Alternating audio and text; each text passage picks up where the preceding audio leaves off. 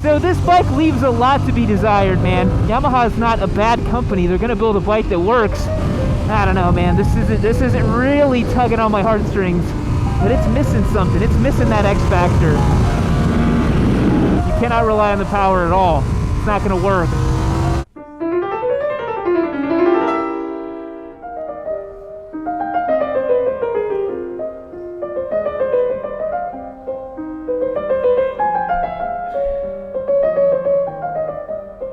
Alrighty everyone, today is the day we are taking the Yamaha R7 out on track. This is a very requested video. You guys have seen how much I loved the Aprilia RS660 out on track, and we are super excited to get this machine out in a closed environment. We are here today at Eagles Canyon Raceway up in Decatur, Texas. This is my home facility. It's a 2.7 mile track with about 17 turns. It's a great place to test any sport bike, let alone one that fits the bill like this with about 75 horsepower, 50 foot-pounds of torque, such a perfect entry-level track day machine.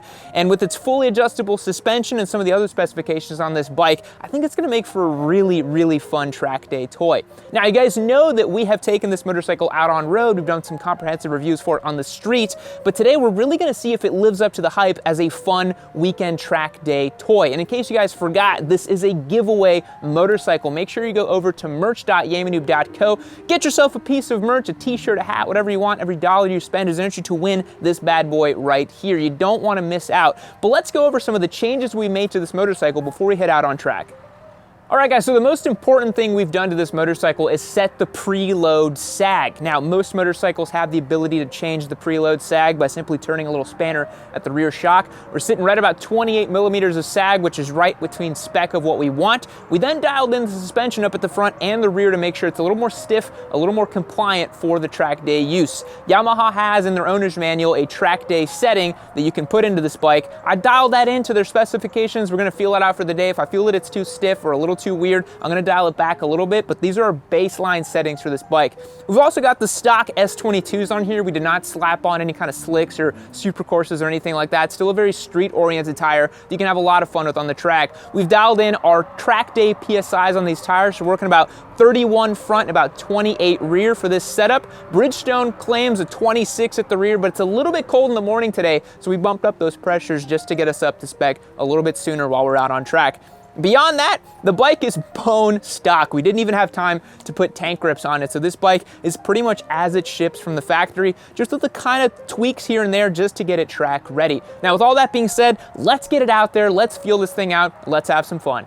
This R7 track day video was a blast to make, but you know what was even more fun? Taking the Fireblade around this same track. I'm sure you caught that video, but in case you forgot, I got the chance to ring this thing out and feel the unbelievable front end feel of Honda's finest open class superbike. November 2nd is the very last day you can get entered to win this thing, and you are not going to want to miss it. Head on over to our merch store or our gear and parts store and use the code FIREBLADE3X to get 3X entries for every dollar you spend. We've got some awesome merch designs, helmets, jackets, gloves, tires, oil, you name it. If you're gonna grab something for your ride anyways, why not do it through our store and get entered to win our bike at the same time? So hit the links down below, use the code FIREBLADE3X and get entered to win. Now let's check out the R7 and see how it did on track. Alrighty, ladies and germs, we are taking the Yamaha R7 out on track, but it's very important that we jump it off this curb first. Sick. It's also very important that we float a tiny wheelie before we do it. Oh, no grip in my rear tire. Okay, we're just gonna spin. That's all right. So, you might be wondering why I'm wearing this wonderful fuchsia color. And, well, that's because Josh is with me on track today, and he is my guest. So, it's, I gotta wear this pink shirt with him. He's ostensibly supposed to be with me the entire time, but I'm about to rail this R7 around, and I don't think Josh is going to be able to keep up, unfortunately for him. As per usual, we're going to build some heat in these tires and then set some faster lap times and have some fun with this bike on track today. Got a bit of a gusty wind kind of blowing through now that we didn't have earlier in the day, so we'll see how that pans out. So, the R7, man, what a peculiar little bike. Because I twist the throttle and I'm feeling MT-07. I'm not really feeling any R-bike anything. And to be honest, on the street, I was like, oh, you know, this is a really cool, you know, a really nice offering for the entry-level rider, really fun, really capable, but it's kind of fallen apart for me a little bit here with the R7 on track. Now, some of you might think that's a little cruel to be saying that it's fallen apart, but it really is, man. This thing is just not really doing it for me on track. It still feels like an MT-07. It's not quite there to what I would expect a true blue sport bike to feel like in conditions like this, as I catch up to 2 liter bikes here, which is quite funny.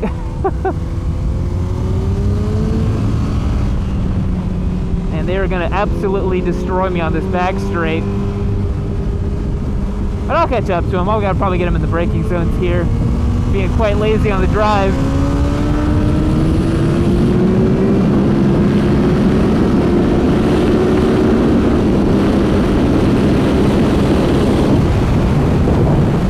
So this bike leaves a lot to be desired, man. I just really feel like the more I ride it, the more I'm kind of agreeing with people on the line that were like, man, this is not a real R bike, because it does not really feel like a real R bike. I'm not gonna lie. I'm kind of coming around to what people were saying about it. Like, yeah, you can do sport bike stuff with it. Yamaha is not a bad company. They're gonna build a bike that works, but man, it's really leaving a lot. The top end, compared to an RS660, this is nothing. An RS would leave this bike for dead, stock for stock, no doubt. And it's fun enough, you know, but I think unless you are very much an entry-level track day rider, I don't really think you should be looking at this bike. I think this thing could definitely fill your hole. Oh, geez, I didn't mean to say that. This thing could definitely fill the void in your heart if you're looking at Ninja 400s, if you're looking at a first-time track bike or something like that. But otherwise, I don't really see the point. There's other bikes that are so much more competent than this thing, and you don't really get much out of it. Now, it is cheap. That is good. It is cool that this motorcycle is pretty cheap and you can have some good fun with it, but I don't know, man. This isn't really tugging on my heartstrings like the RS660 did. It's a functional motorcycle, but I gotta say the engine is very uninspired on track, like really uninspired. A lot less than I thought it would be. One thing I do really appreciate on this bike though is the master cylinder. It feels awesome. Brakes on this bike feel really good, but I do feel like the 298mm rotors, they're not really pinching as hard as I am come to expect from a proper sport bike. You know, I've taken lots of bikes out on track here, and I feel like while the pressure at the lever feels really good, this braking setup isn't the best, I gotta say. Flick it in a little deeper here. I mean, it's working and it's fun, but God, it's just not, it is not a super sport, is it? It's not even close to being a super sport.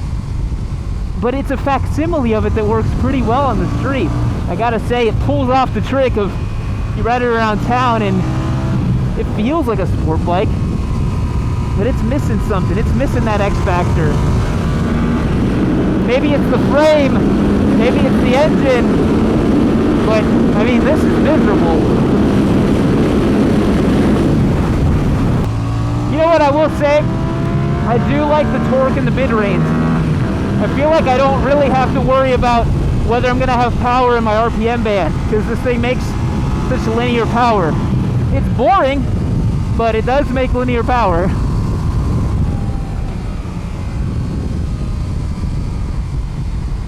You can keep it in third gear and you got plenty of punch. You don't really need to squeeze out, you know, to second gear in a lot of places, because that twin keeps a good amount of power.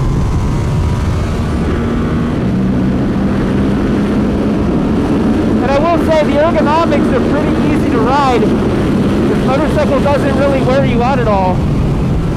You feel pretty good on it. I could ride this for lap after lap after lap, which for the entry-level rider is really good, you know? You can brake really pretty deep with it because you're not carrying that much speed. So it's kind of funny for that reason. Like I'm gonna try braking at 2.5 right there, and it's fine because you're really not going that fast, which is kind of cool. So you have to ride it like a momentum bike, you know? You have to really work on your corner entry speed, carrying as much speed as you can, which is really how you should be riding, you know? Unless you're on a leader bike, that's gonna be way more point and shoot. You know, you should be managing your entry speed. You should be thinking about these things.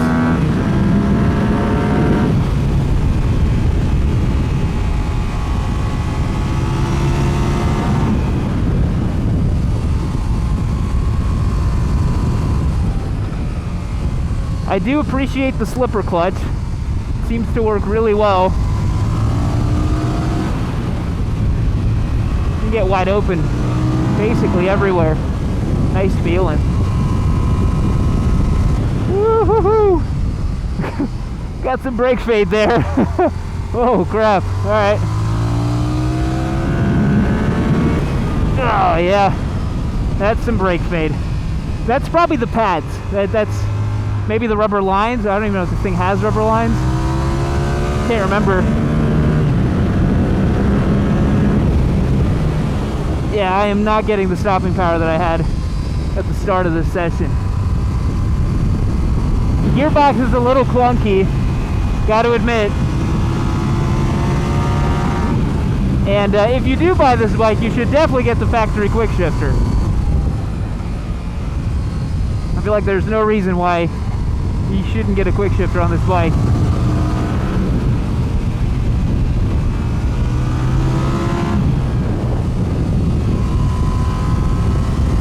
It's a little squirmier than you'd think, honestly. That's CBR 1000 right there. Get a nice glimpse of them. Not a Fireblade, but one of the newer ones. Still pretty nice. Hey. You are now in my way, my friend. And it is a little embarrassing because this looks so much like an R6 that people really think you're on an R6.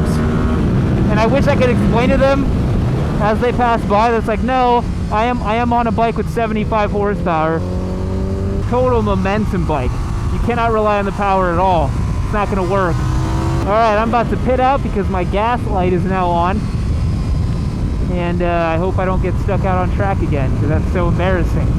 What do you guys say we wrap this video up, shall we? Let's go do it.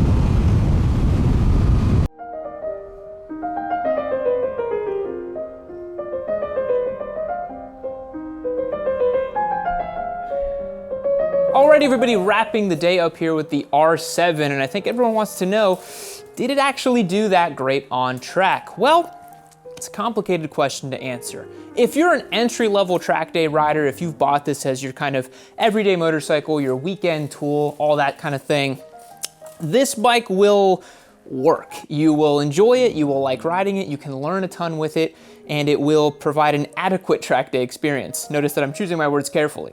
Now, for the rider who is a little more experienced on track, I don't really think this motorcycle makes a lot of sense for a couple of reasons. Number one, it just doesn't connote the feeling of a sport bike that I want on track. The top end is really breathless, like really breathless at the top end for this motorcycle.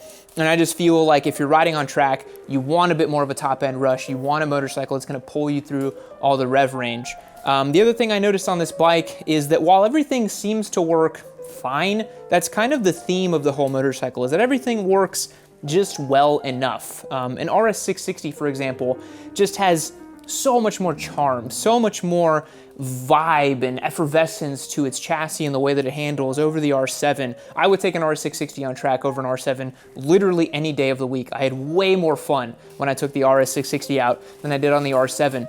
And also part of me being a little bit of a vain motorcyclist, a lot of people were saying that, oh, it looks really good, and oh, it kind of looks like an R6, and it's kind of embarrassing being on a bike that looks like an R6 but does not have anywhere near the track potential of an R6.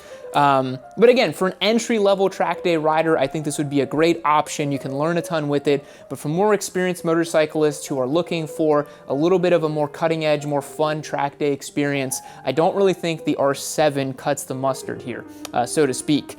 This bike, Again, it does everything just fine and well enough, but I do think that it's lacking in some critical areas. I really wish that Yamaha had bumped up the power on this motorcycle to match something like the RS660. I think it should have had that 100 horsepower or so. It would have made it a lot more fun and peppy and effervescent. And I gotta say, on the street, it makes a really strong impression of being a way better handling motorcycle than an MT-07. But when you get it on track and you really start pushing it, it tends to not really feel like a proper track day sport bike type of experience. To me, it left me lacking a little bit. It left me wanting a little bit. And I would rate it like a 6.5 or a 7 out of 10 in terms of its enjoyment.